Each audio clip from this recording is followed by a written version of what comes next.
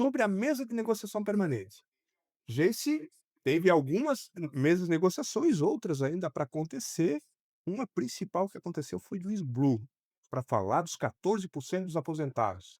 Isso aí, Júlio. Olá a todos que estão acompanhando as nossas redes sociais, Alessandra, Júlio. E eu vou aproveitar e fazer minha audiodescrição. Sou uma mulher branca de cabelos castanhos claros curtos. Estou utilizando uma caixa réu na cor creme. A gente teve a mesa do Blue e ela é uma mesa que a gente estava, para a gente, uma das mais importantes da database, para além da questão econômica, que é a discussão da revogação dos 14%, que é um calo, né? Uma pedra no sapato aí dos trabalhadores e trabalhadoras, que veio a partir da reforma da Previdência de 2019 e todos os seus desdobramentos.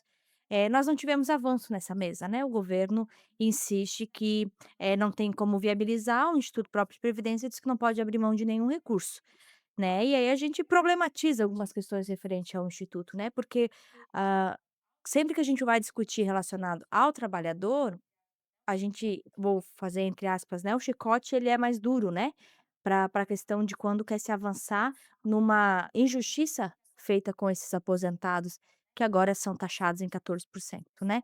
Então, quando a gente vai discutir referente às condições desses trabalhadores, não tem como discutir, é isso e aquilo, mas quando é a gestão municipal que não está, executando com as suas obrigações, que vai lá né, impõe um parcelamento, não é questionável, né, não é tá tudo certo, dá para encaminhar e aí uma imposição por parte da gestão.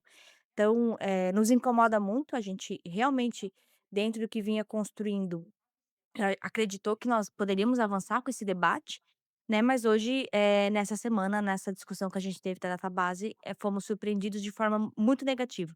Que na abertura da database, quando a gente trouxe, né, a questão dos 14%, se deu a entender que essa mesa discutiria possibilidades, né, de encaminhamento, pelo menos foi esse a sensação passada, não sei se a Ali teve a mesma sensação, tu estava junto, né, Júlio, então foi a sensação que se deu: "Não, a gente vai conseguir pelo menos discutir". E foi um não sumário, e aí a gente vai agora continuar discutindo como é que a gente dá os encaminhamentos, o que vai continuar a fazer, para continuar a discutir sim a questão, né, porque falaram não agora que a gente vai parar de discutir essa questão da taxação dos 14%.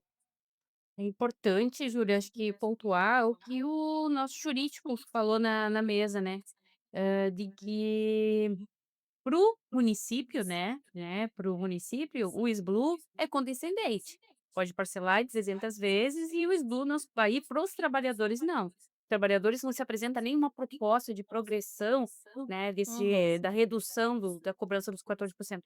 Então, infelizmente a gente vem com esse debate, né, vem fazendo esse, né, discussão junto ao SBLU e quanto ao município, mas sem avançar de maneira positiva, Uhum. infelizmente, né, seja positiva para os E trabalhadores. vários dados que a gente vai, né, vem pedindo informação de impacto, porque para tu discutir realmente uma solução, tu vai ter que sentar e ver impacto.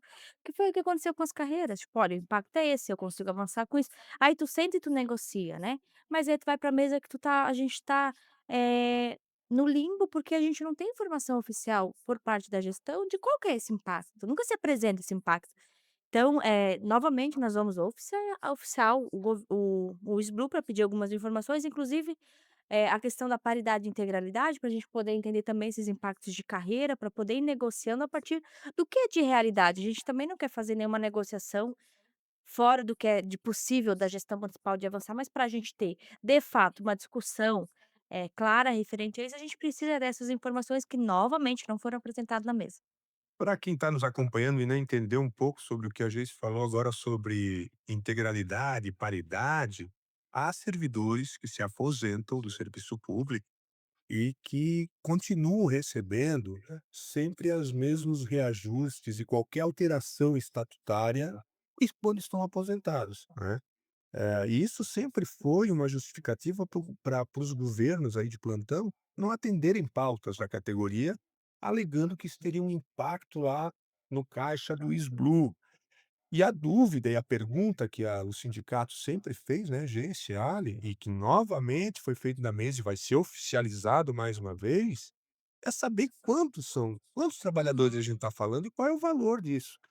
Hoje, e é importante lembrar também, destacar, de que essa taxação dos aposentados abaixo do limite do teto do INSS, foi uma ação deliberada do governo municipal, Uhum, né, que não precisava ter feito dessa uhum, forma, hum.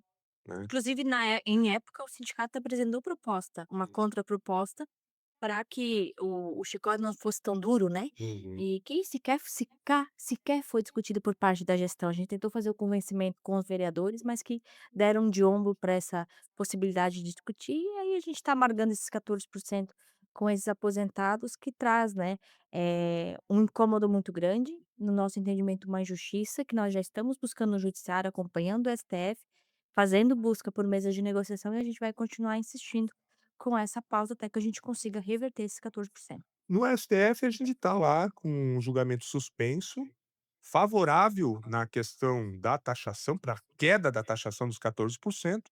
A votação está favorável para os aposentados, mas está suspenso, dependendo apenas, de um voto, né, que não vai mudar o resultado. Mas a gente não tem noção nem ideia de quando isso vai retornar à pauta do STF. Mas o fato é que até agora está positivo, mas não tem ainda data para esse julgamento.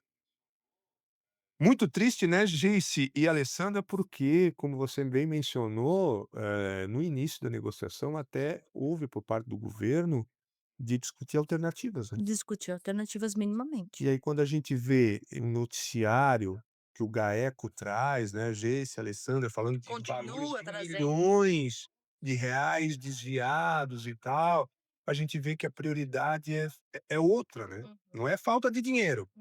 É isso que a gente pontuou e esse foi um dos fatores, inclusive, que a gente conseguiu, na discussão da mesa, avançar, com o que a gente teve de carreira, por conta disso também. Acho que o GECO foi um fator importante, a gente já conversou sobre isso em outros programas, né, Júlio?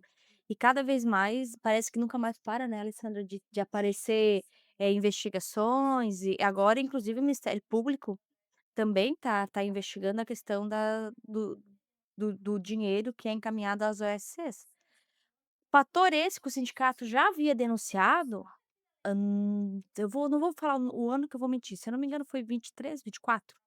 Ali na finale na do penúltimo último ano de mandato do Mário, na qual ele encaminhou numa semana pedindo parcelamento por conta do instituto, porque ele tinha um déficit, nã não conseguia pagar, pá-pá-pá. Na outra semana, eu tenho um superávit, e aí eu quero autorização para distribuir o dinheiro para as organizações não governamentais.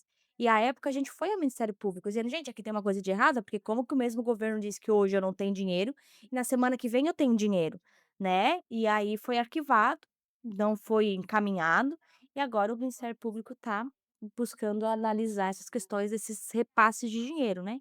Então, assim, várias demandas que vêm aparecendo e que só nos reforça que é aquela máxima que a gente sempre falou, né, que o Sérgio sempre falava: "Dinheiro tem, vai faltar vontade política de onde vai colocar esse dinheiro". E é o que a gente está pontuando com o SBLU, se tem como, com a prefeitura e com o instituto referente aos 14%. Poxa, se nós temos que amargar um parcelamento de 360 meses por parte do que a prefeitura deve com o SBLU, por que que a gente não pode discutir os aposentados, né? Porque eu não tenho opção de chegar lá e dizer assim: "Ah, eu quero parcelar aqui a minha alíquota em 360 vezes", que para mim tá pesado.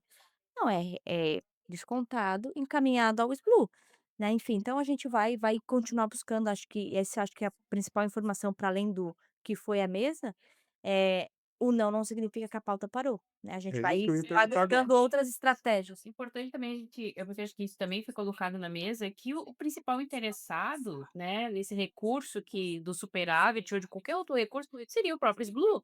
Mas, na verdade, quem sempre se posiciona e que vai cobrar do município o pagamento ao SBLU é o Centro-Seb.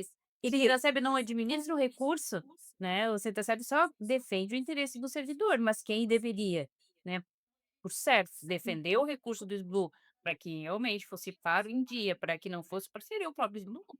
E aí motivo isso não é inclusive feito. que o Marchiori trouxe, que é uma das justificativas que as nossas ações não avançam, Uhum. porque eles entendem que não é o sindicato que tem que questionar isso, é o instituto, e o instituto não questiona, né, Alice? Sim, como disse, é condescendente com as ações que o governo acaba impondo. Em toda essa perda de autonomia que o instituto fez, tem muita mão do ex-prefeito Mário Hildebrand, ele que quebrou essa estrutura do próprio conselho de administração.